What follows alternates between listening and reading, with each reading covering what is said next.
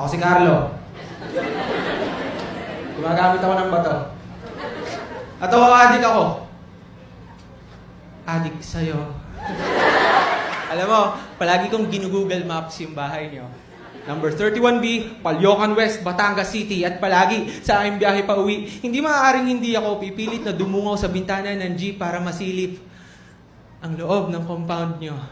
Tinatanaw ko ang bintana ng iyong kwarto. Pinapangarap kong kailan mo kaya ako imbitahan pumasok sa loob ng bahay niyo? Kailan mo kaya ako imbitahan maging bahagi ng buhay mo? Kailan mo kaya ako ipapakilala sa nanay at tatay mo? Eto po si Carlo. Adik sa akin to. Pag di pa to tumikil, papakasalan ko to.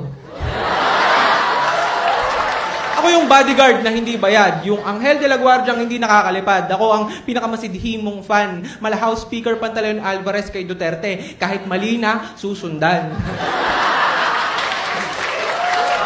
Ako ang anino mo sa school, sa gym, sa public library, sa church, sa mall, ultimo, sa pag-grocery. Sarap siguro ikwento sa mga magiging apo natin to, no? Kung paano nagsimula tayo sa pagsasalisihan sa mga pasilyo ng surf, breeze, at tide. Hanggang nauwi tayo sa You May Now Kiss the Bride. Pero sa tuwing mapapalapit ang pag-orbit ko sa'yo ng kahit ilang metro, may malakas kang gravity na humihila ng milyong-milyong asteroids at bumabagsak sila sa utak ko. Winawasak ang aking pagiging kalmado. Napapraning ako. Paano pag ganito? Para pag sinabi mo to? Para pag tinanong mo kung ako nga naglalagay ng Graham ball sa bag mo? Ganun lang talaga kasi sinasamba kita kaya kailangan may alay. Para pag tinawagan mo yung cellphone number na palagi nagte-text sa'yo ng kung ano-ano. Halimbawa, I think I shall never see a line as lovely as the line where the sky meets the sea.